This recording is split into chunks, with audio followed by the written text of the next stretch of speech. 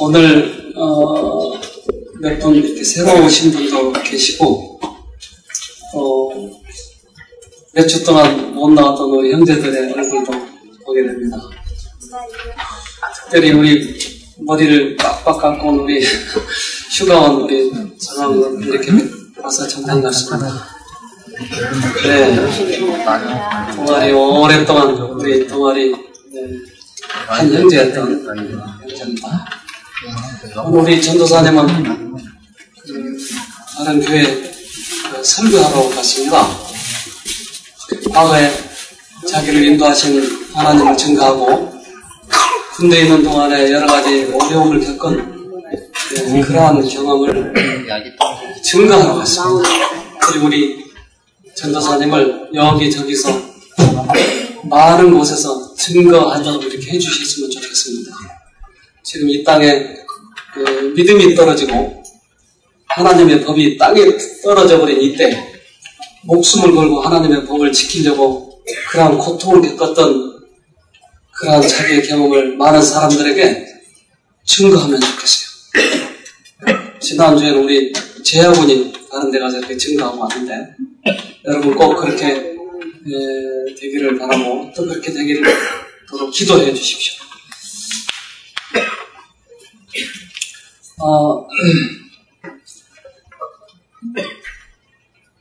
지난주에는 뭐가 잘못됐습니다.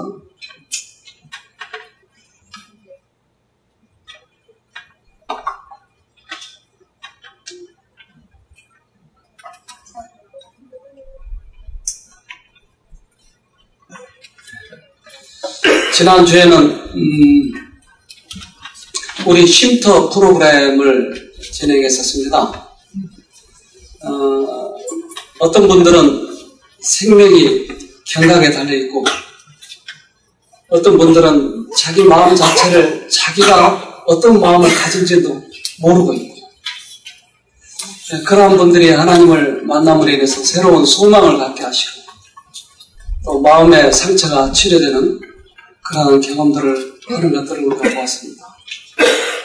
하나님께서 지금 이 시대에 가장 적절하게 뉴 스타트라고 하는 기별을 주셔서 죽어가는 속절없이 끝나버렸을 뻔한 인생들에게 새로운 그런 소망을 주시고 건강을 회복시켜 주시는 그러한 기별을 우리에게 알게 해주신 것에 대해서 얼마나 감사한지 모릅니다.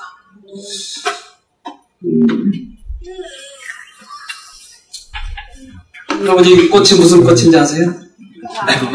나리꽃. 예. 참 이뻐요. 이 자세히 보면 볼수록 얼마나 이쁜지 몰라요. 저 꽃을 만드신 분은 하나님이세요. 우리들에게 저렇게 예쁘게 사랑스러운 모습으로 보여주시기 위해서 꽃을 피우게 하신 분이 하나님이시나 봐요. 그래서 하나님을 볼 적마다 꽃을 볼 적마다 감동이 되는 거죠. 그렇게 큰 꽃에 감동을 안 받으니까 저렇게 잔잔하게 피우신 거예요.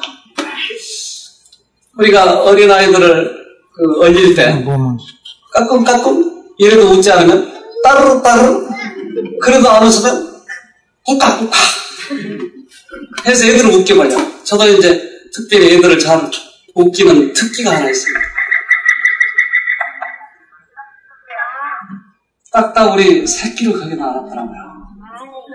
그 딱따구리를 그걸 이렇게 손가락을 좀 집어넣어가지고 어떻게 좀 놀리려고 그랬더니 그 어미가 얼마나 난리 버거지를 피는지 어미가 와서 우리에게 다가오는 거예요.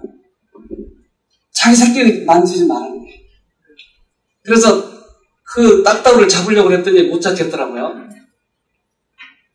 그 딱따구리 조그만해요. 큰 딱따구리예요. 조그만 딱따구리인데 그 딱따구리를 만드신 분은 하나님이세요.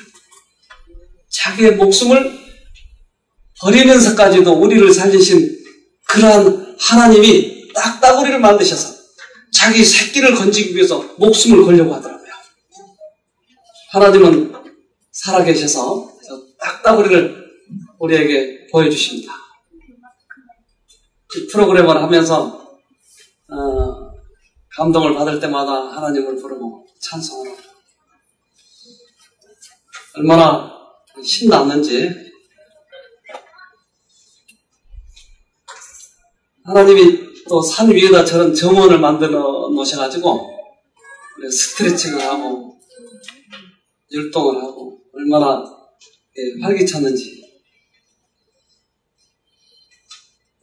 젊은이와 노인이 어울려서 하나가 되고 남과 여가 모여서 하나가 되고 인생의 시름을 다 내려놓는 그러한 시간들이었습니다.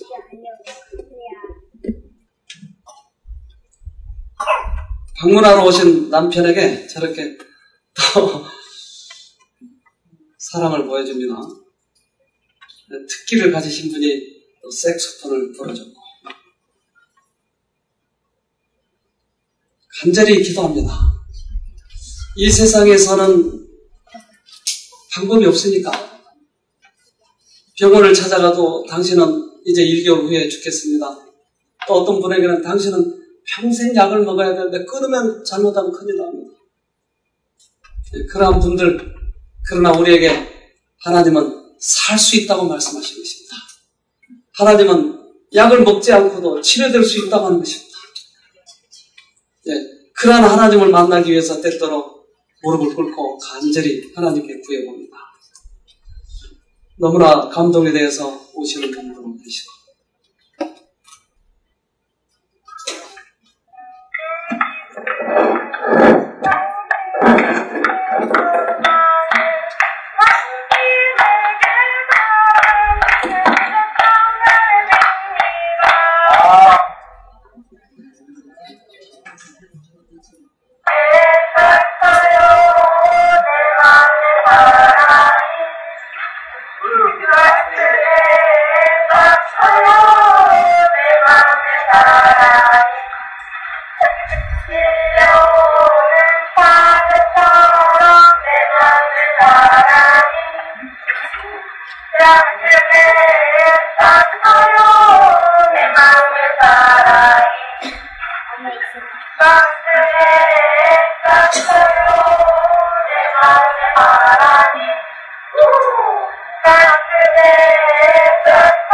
박자가 잘 안 맞죠? 율동도 잘 안 맞고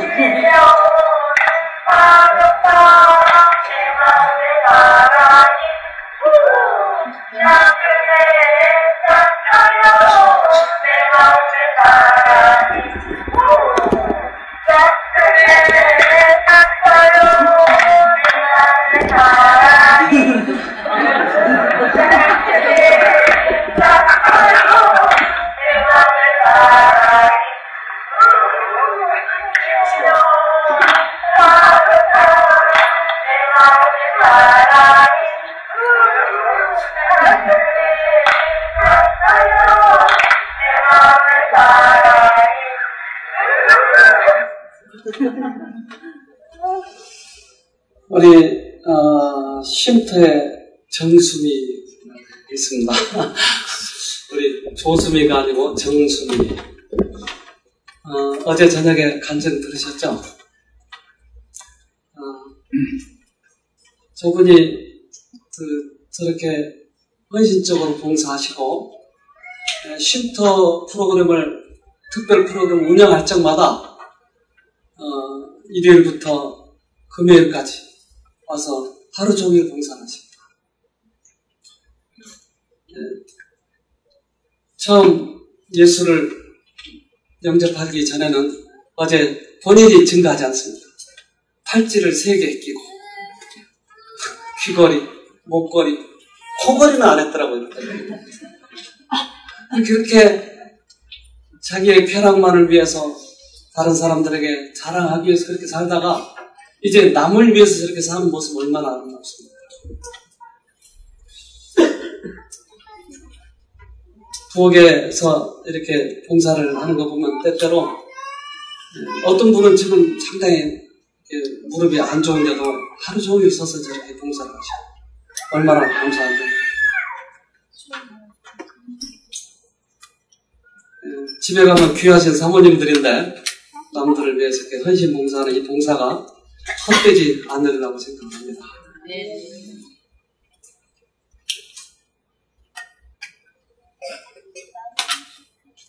얼마나 음식이 먹음직스러운데. 여러분 먹고 싶죠? 네. 그러면 들어오세요.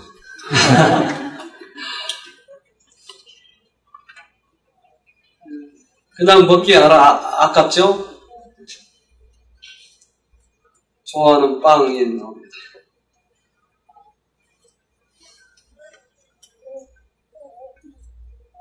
우리 형제들이 이렇게 다른 사람들의 생명을 위해서 헌신적인 것은 그리스도의 사랑을 그들이 경험했기 때문에 그렇습니다.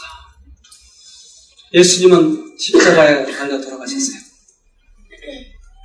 우리들의 죄 때문에 우리의 죄악을 그가 담당하시고 우리들에게 새로운 생명을 주셨습니다. 누가복음 23장 46절에는 예수께서 큰 소리로 불러 가라사대 아버지여 내 영혼을 아버지 손에 부탁하나이다 하고 이 말씀을 하시는 운명하시다. 네.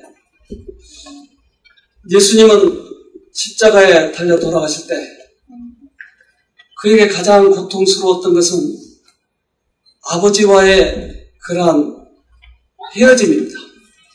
예수님은 이 세상에 죄가 되어버리셔야 되겠고 죄와 같이 하실 수 없는 하나님은 예수님과의 그런 결별이 필요했어요. 또한 예수님에게 이 땅에 있는 모든 죄값을 씌워버리시고 저주를 내리사 그 예수님께서 죄악을 다 담당하시도록 하기 위해서 하나님과 분리될 수밖에 없었어요. 따라서 가장 고통스러운 그 경험은 언제나 예수님과 하나님은 같이 하셨지만 이 십자가에서는 하나님과 결별이 되었다. 그리고 이 세상에 있는 모든 죄값을 예수님은 지시고 돌아가셨어요. 죄값을 치르고 돌아가셨어요. 따라서 이 세상에 있는 모든 죄, 여러분의 죄, 내 죄를 포함해서 모든 죄를 지고 돌아가셨기 때문에 내가 그것을 받아들이면 내 속에서는 뭐가 없어질까요? 죄가 없어져요. 죄가 없어진다고 하는 것은 나를 의롭게 만드는 것입니다. 죄가 없어진다고 하는 것은 나를 새 생애를 만들어 주신다고 하는 것입니다. 그리스도교의 가장 큰 오류는 예수를 믿는다고 하지만 나의 행동을 내가 고치려고 하는 것입니다. 예수가 우리 죄 때문에 돌아가셨다고 우리는 인정을 하지만 내 죄값을 내가 갚으려고 하는 것입니다. 이것은 교만한 것입니다. 예수님의 죽으심을 인정하지 않는 것입니다. 진정한 겸손은 예수님이 내 죄값 때문에 돌아가셨다고 하는 것을 교만하게 받아들이는 것입니다. 내가 죄를 책임지려고 하는 것이 아니고 예수님께 내 죄값을 다 내려놓을 때 예수님께서 사해 주신 것입니다. 예수를 믿는다고 하는 것은 과학적입니다. 1 플러스 1은 2인 것처럼 예수님이 우리 죄값 때문에 돌아가셨다고 하는 것을 내가 믿는다고 하는 것은 실제 우리들의 생애를 통해서 우리의 생애가 변화되는 것을 의미하는 것입니다. 다른 이방 종교는 신의 비율을 맞춰서 내가 구원을 얻으려고 하기 때문에 뭔가를 바쳐야 돼요. 자꾸. 심지어 자기 자식까지도 바치는 거예요. 그러나 그리스도교는 신의 자식을 나에게 바친 것을 내가 받아들이면 구원인 것입니다. 완전히 다른 것입니다. 여러분, 예수님을 믿고 구원 얻도록 하십시다. 예수님은 십자가에서 완전한 죄값을 치르신 것입니다. 그리고 그분은 부활하셨어요. 여러분, 마리아 아시죠? 막달라 마리아. 그는 7번 귀신 들린 여자였어요. 귀신이 들릴 적마다 예수님은 그에게 귀신아 나가라 하고 귀신을 쫓아내줬어요. 또 그의 옛생애로 돌아가서 또 귀신 들면 또 쫓아내줬어요. 그리고 그 여자는 어쩌면 다른 많은 문 남성들로부터 폭행을 당했을지도 몰라요. 그리고 어떻게 보면 이 세상에서는 추한 여자였는지 몰라요. 그러나 그의 죄를 용서하신 그 예수님을 만났을 때 그는 얼마나 기뻤는지 몰라요. 그래서 자기 생애 모든 것을 다 바친다고 하는 표시로 자기의 머리로 예수님의 발을 씻겨드렸던 것입니다. 1년 동안 벌어야 할 그런 옥합을 사가지고 예수님의 머리에 그는 불 부었던 것이에요. 그 마리아, 자기 오라버니 나사로를 살려주셨던 그 예수님을 잊을 수가 없는 것이에요. 그래서 예수님이 돌아가실 때 가장 가까이 있었던 여자는 이 막달라 마리아였어요. 예수님이 돌아가시고 땅속에 계셔서 부활하시기 전에 가장 먼저 달려갔던 그 사람이 마리아였던 것입니다. 마태복음 28장 1절에 안식일이 다하여 가고 안식 후 첫날이 되려는 미명의 막달라 마리아와 다른 마리아가 무덤을 보려고 왔더니 네, 안식 후 첫날, 즉 일요일에 마리아는 예수님을 찾아왔어요. 무덤에. 그런데 무덤에 없었어요.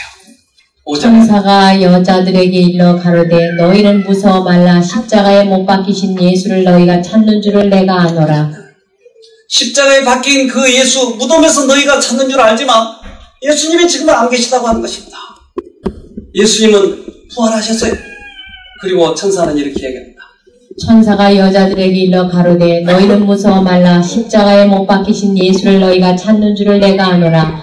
그가 여기 계시지 않고 그의 말씀하시던 대로 살아나셨느니라. 와서 그의 누우셨던 것을 보라. 내가 너에게 말한 대로, 즉 구약에서 얘기하고 요제절, 유월절, 무교절, 요제절, 즉 예수님이 유월절날 돌아가시고 무교절날 땅속에 계셔서 모든 죄값을 치르셔서 죄가 하나도 없게 만드신다고 하는 그 무교, 누르기 없는 법, 무교, 즉 죄가 없는 그러한 일을 예수님께서 만드시고 요제절날 그는 흔들어 드리는 그 제사의 원형이신 예수님이 부활하셨던 것이 3일 만에 부활하셨던 것입니다. 수없이 오랫동안 얘기하셨고 예수님이 이 땅에 오셔서도 내가 죽고 3일 만에 부활하겠다고 말씀하셨는데 사람들은 그것을 믿지 않냐고 예수님이 돌아가신 것에 대해 커다란 슬픔을 가졌어요. 그러나 그는 부활하셨습니다. 만약에 그가 부활하시지 못했다면 우리는 예수를 믿을 필요가 없는 것이고 왜요? 이 땅에서만 잘 살면 되니까 부활이 무슨 필요가 있겠어요? 자, 예수님을 기다릴 필요가 뭐가 있는 것이? 부활이 없는데. 그래서 부활은 성경에서 가장 균형한 중심 교리이기도 합니다. 예수님은 살아나셨어요. 그분이 살아나셨다고 하는 것은 지금도 살고 계시다고 하는 의미입니다. 예수님이 죽으셨다가 살으셨다고 하는 의미는 지금도 우리 곁에 계시다고 하는 의미이기도 합니다. 따라서 우리는 어떤 일을 하든지 죄와의 싸움에서 어떤 고통이 있든지 살아계신 하나님이 내 곁에 계시기 때문에 우리는 소망이 있는 것입니다.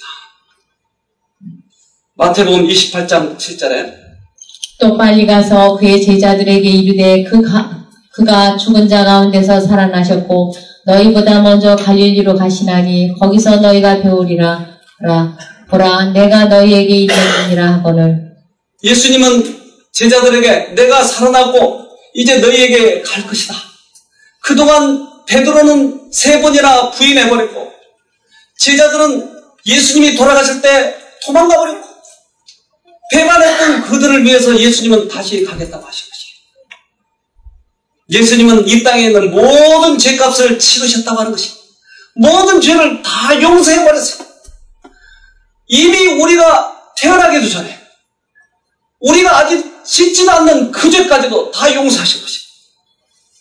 죄는 이미 다 용서됐지만 내가 그것을 받아들이는 순간 내 것이 되고 구원이 이르지만 내가 받아들이지 않았기 때문에 끊임없이 우리는 죄책감과 고통 속에 살아가는 것입니다.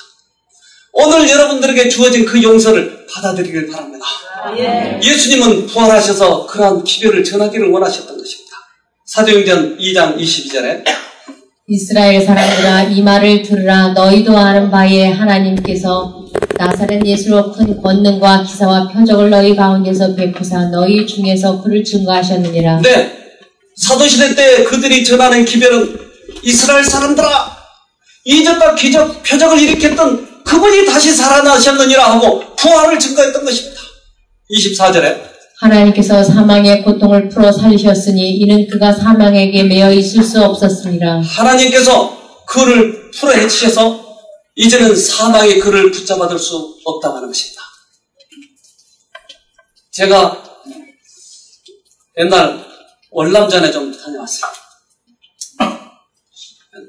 마지막 그 기회에 이렇게 갔기 때문에 그때는 아주 전쟁이 아주 치열했었어요.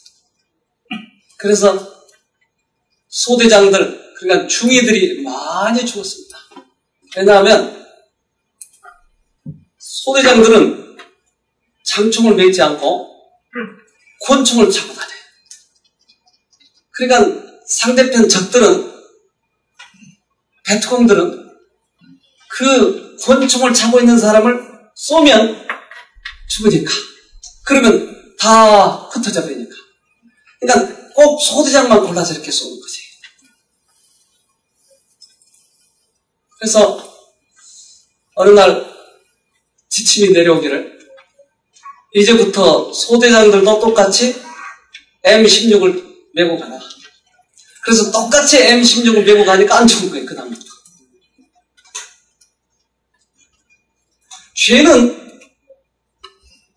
죄는 우리들을 죽게 만들어요.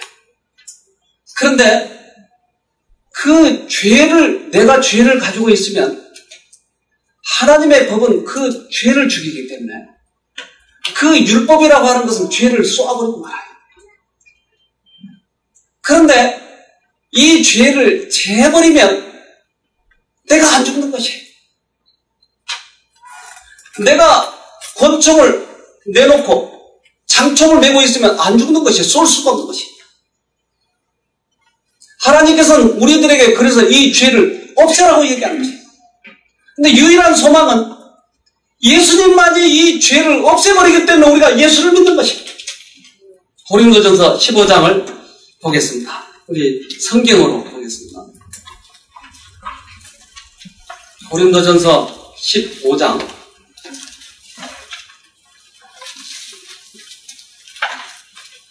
55절입니다. 고린도전서 15장 55절부터 56절입니다. 284페이지, 신약 284페이지. 사망아 너의 이기는 곳이 어디 있느냐? 사망아 너의 쏘는 곳이 어디 있느냐? 사망에 쏘는 것은 죄요, 죄의 권능은 율법이라. 네. 사망은 죄를 보면 쏘아버려요. 그러니까 죄가 없어지면 우리는 살 수가 있는 것입니다. 예수님이 우리의 죄값으로 돌아가신 것을 내가 믿으면 우리는 살 수 있는 것입니다. 사망이 우리를 붙잡아둘 수 없는 것입니다. 그렇기 때문에 우리는 생명을 소유하고 죽기 때문에 다시 부활이 있는 것입니다. 그렇지 않다면 우리에게도 부활이 아무런 의미가 없는 것입니다. 즉 우리는 예수님을 믿음으로 구원을 얻는 것입니다. 사도행전 2장 25절 보겠습니다. 읽어주십시오.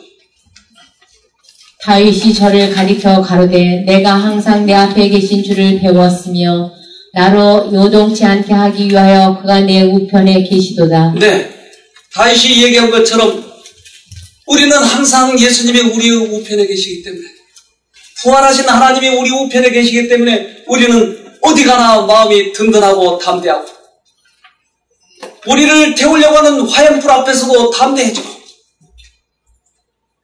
다니엘의 세 친구처럼 그렇게 담대해지는 것은 주님이 옆에 계시기 때문에 그렇습니다. 만약에 주님이 부활하시지 않았다면 우리는 소망이 없지 않습니까? 그것을 우리들의 생애에 적용할 때 우리들의 생애에서 다시 한번 부활하는 경험을 갖게 되는 것입니다. 예수님이 오실 때 데살로니가 전서 4장 14절, 우리가 예수에 죽었다가 다시 사심을 믿을진대 이와 같이 예수 안에서 자는 자들도 하나님이 저와 함께 데리고 오시리라. 네, 예수님이 부활해서 다시 사신 것처럼 우리도 그것을 믿으면 예수님이 오실 때 우리를 다시 한번 태어나게 하셔서 하늘을 데려가실 것입니다. 죽은 자들은 절대 실망할 필요가 없습니다. 왜? 부활을 하기 때문에. 부활이라고 하는 말은 사는 사람이 그냥 산다는 얘기가 아니고 죽었다가 살기 때문에. 그렇다면 아직 죽지 않고 살아있는 사람은 못 가겠네요? 아니요. 우리는 우리의 자신이, 우리 자아가 죽었다가 다시 태어나면 우리는 다시 가는 것입니다. 그 날에. 요한복음 5장 28절. 이를 기히 여기지 말라. 무덤 속에 있는 자가 다 그의 음성을 들을 때가 오나니. 네. 우리는 평상시에 예수님의 음성을 듣지 않냐고 나의 고집대로, 나의 선대로, 나의 교만대로 살아가면 하나님의 음성을 듣지 못해요. 그러나 매 순간 주님의 음성을 들으면, 저도 일주일 동안 이렇게 프로그램을 진행하다가 설교를 준비하려니까 좀처럼 생각이 나지 않아요. 왜? 우선 이 참가자들에게 설교를 해야 되니까 그것만 열중하니까. 근데 교회 와서 설교를 하려니 도대체 생각이 안 나요. 그러나 하나님, 아침 새벽에 나서 하나님 나에게 좀 가르쳐 주십시오. 우리는 예수님의 음성을 들을 때는 세상의 모든 흥분이 가라앉고 나의 생각이 예수님께 향해지고 조용한 그 시간에 주님께서 말씀을 하시더라고요. 우리는 기도하기를, 착각하기를 나의 어떤 소원만을 부탁하는 것은 기도라고 착각을 하고 있어요. 그러나 기도의 진정한 의미는 주님의 음성을 듣는 것입니다. 조용한 시간에 그 음성을 들으면 우리들의 마음에, 양심에 정확하게 말씀하셔요. 그 음성을 매일 듣는 사람들이 이제 무덤 속에 들어갔을 때 일어나라 하고 예수님이 부르실 때 그들은 평상시에 들은 아주 다정한 그의 음성, 익히 들었던 그런 음성이기 때문에 그들은 무덤에서 일어나는 것입니다. 그러나 이 땅에 사는 동안에 주님의 음성을 듣지 못하고 자기의 욕심대로 살았다면 낯선 음성이기에 그들은 일어나지 못하는 것입니다. 무덤 속에 있는 자가 그의 음성을 들을 때가 온다고 말씀하셨어요. 그러면 호련히 일어날 것입니다. 29절에 말하겠습니다. 그렇다면 이 땅에서만 잘 먹고 잘 살아야 되기 때문에 우리는 마음껏 쾌락을 누리면서 절제할 필요도 없습니다. 또한 우리는 그 욕심을 차리고 살아야 되기 때문에 우리들의 욕심을 이 땅에 이 가지고 있는 모든 것들을 다 채워야 될 것입니다. 그러나 우리는 영생을 살아야 되기 때문에 잠깐 이 세상 사는 동안에 우리는 멋지게 기쁘게 주님의 뜻대로 살아야 될 것입니다. 그러한 생애는 가치 있는 생애입니다.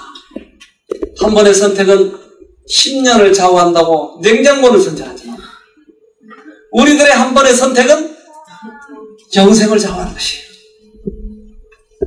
우리 주님께서 우리의 죄 때문에 돌아가셨다고 하는 것을 믿으면 내 안에 있는 죄의 문제들을 해결하시기 때문에 우리는 부활의 아침에 담대하게 그분을 만날 수 있을 것입니다. 데살로니가 4장 13절. 형제들아, 자는 자들에 관하여는 너희가 알지 못함을 우리가 원치 아니하노니 이는 소망 없는 다른 이와 같이 슬퍼하지 않게 하려 함이라. 우리는 자는 자들이라고 주님은 말씀하십니다. 오늘 저녁에 자면 내일 아침에 눈을 뜨면 사랑스러운 아내의 얼굴을 본 것처럼 내가 오늘 죽으면 그것이 10년이 흘렀던 100년이 흘렀던 1000년이 흘렀던 개인적으로는 찰나예요. 죽는 그 순간 눈을 뜨면 예수님을 보기 때문에 자는 자들에 대해서 소망이 없는 자처럼 슬퍼하지 마라. 우리는 이 땅에 사는 동안에 언젠가는 한 번 죽어야 되는 것입니다. 아파서 죽든 늙어서 죽든 사고로 죽든 어쨌든 한 번 죽는 것입니다. 그러나 우리가 이 소망을 가지고 죽는다면 그것은 예수님을 볼 수 있는 기쁨이 있기 때문에 그러한 자는 것은 크게 나에게 크게 간여치 않는 것입니다. 여러분이 살아있는 동안에 그 소망을 가지도록 합시다. 살아있는 동안에 예수님을 믿어서 죄 문제를 해결하도록 하십시다. 그럼 주님 오시는 날 우리는 예수님을 반드시 볼 것입니다. 4장 16절.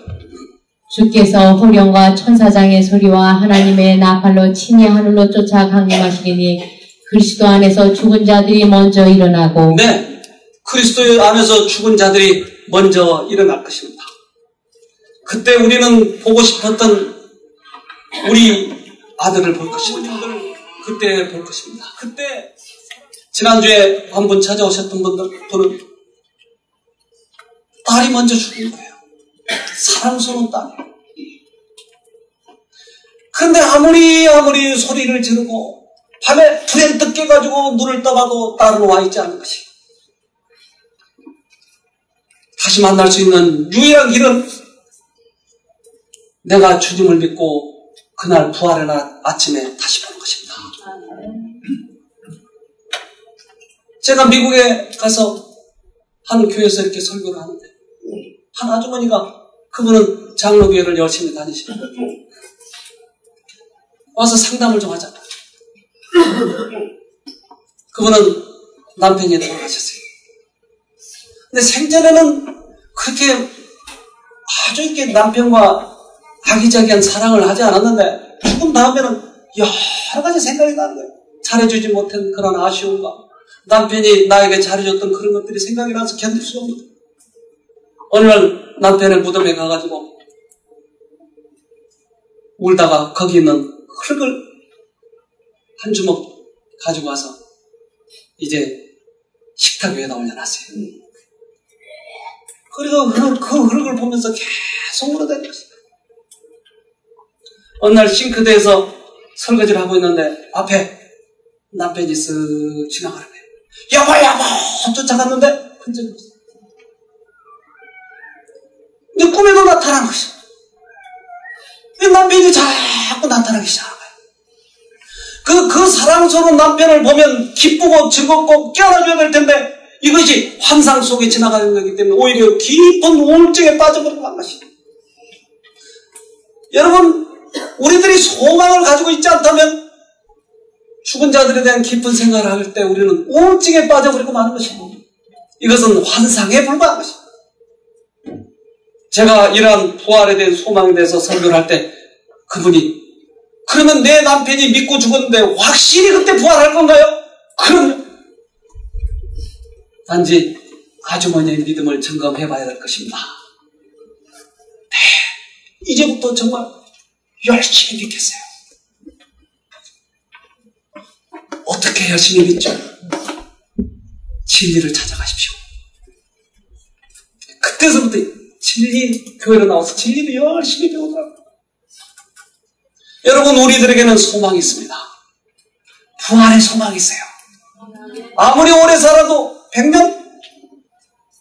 어쩌면 더 살지도 몰라요. 그래봐야 1, 20년. 근데 보통 강건하면 7, 80이라고 그러지 않습니까? 지금 60 되신 분은 1, 20년밖에 안 남았어요. 70 되신 분은 그보다 조금 덜 남았어요.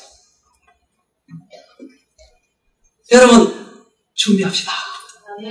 예수님이 반드시 오실 것입니다. 그분이 반드시 부활하신 것처럼 반드시 오셔서 우리를 하늘까지 데려가실 것입니다. 주님 오신 날 우리는 그분을 맞이해야 될 것입니다. 데살로니가 4장 17절. 그 후에 우리 살아남은 자도 저희와 함께 구름 속으로 끌어올려 공중에서 주를 영접하게 하시리니 그리하여 우리가 항상 주와 함께 있으리라. 네, 이제 우리는 끌어올려서 주와 영원히 같이 살 것입니다. 그렇게 기다리고 이 땅에 사는 동안에 그렇게 어려움 때문에 눈물을 많이 흘렸던 그 눈물을 주님께서 닦아주시고 영원히 하늘에 가서 같이 살게 될 겁니다. 영원이라면 100년을 이야기하나요? 그러면 1000년을 이야기하나요? 아니요. 영원히 10,000년도 더 되고 100,000년도 더 되고 영원히. 어떤 사람은 아유, 지금도 남편과 사는데 지겨운데 거기 가서 또 그렇게 영생을 살면 얼마나 지겨울까요? 여러분, 하늘에는 우리가 상상한 것보다 훨씬 기쁜 것들이 많이 있습니다. 지금 생물학 공부하고 있는 사람들은 극히 일부의 것들, 눈 하나, 어떻게 보면 피부 하나, 이런 것들 가지고 평생을 공부하지만 그곳에 가면 하나님이 창조하신 모든 것을 가지고 연구하기 때문에 우리들의 지적 능력을 만족시켜 줄 것입니다. 어떤 사람들은 거기에 가서 수없이 많은 책들을 읽고 싶어 할 거예요. 이 땅에서 읽는 것들은 비열하고 추한 것들이에요. 그러나 고상하고 멋진 책들을 많이 읽을 수 있을 것입니다. 어떤 사람들은 사랑하다 헤어졌기 때문에 그 사랑을 깊이 하고 싶어 할 거예요. 그러면 그곳에 가서는 하나님의 사랑을, 최고의 사랑을, 고상한 사랑을 할 수 있을 거예요. 여러분 가기만 하면 그걸 누릴 수 있습니다. 꼭 부활의 날 아침 여러분 거기서 뵈십시다. 하늘에 계신 아버지, 우리들에게 소망을 주셔서 감사합니다. 그동안에 살았던 생애를 뒤돌아보게 하시고 우리가 어떻게 살았는지 반성하게 해주셔서 이제부터는 주님을 준비하는 생애가 되도록 도와주시옵소서. 막연하고 꾸였던 우리들의 부활의 소망이 주님이 부활하심으로 더 확실해졌사옵니다. 이제 우리도 부활할 수 있도록 죄의 문제를 해결할 수 있도록 도와주시옵소서. 주님께서는 우리들의 죄의 문제를 다 해결하셨지 않습니까? 그러나 그 용서를 경험하지 못하도록 끊임없이 죄책감과 고통스러운 과거의 나쁜 추억들이 우리 머릿속에 들어오고 있습니다. 사랑의 아버지, 이러한 모든 것으로부터 해방될 수 있도록 해주시고 온전히 믿을 수 있도록 해주셔서 이제 나머지 생에는 믿음으로 구원 얻는 경험을 하며 주님 오시는 날까지 기쁘고 행복하고 보람 있는 생애가 되도록 축복해 주시옵소서. 우리 모든 형제 자매들 이제 그날 그곳에 있기를 원합니다. 주님을 마음속으로 정직하게 믿어서 구원의 소망을 가지고 꼭 그날 그곳에서 우리 모두가 기쁨으로 만날 수 있도록 우리 모두에게 축복해 주시옵기를 우리를 주에서 구원하신 예수님 이름으로 간절히 기도합니다.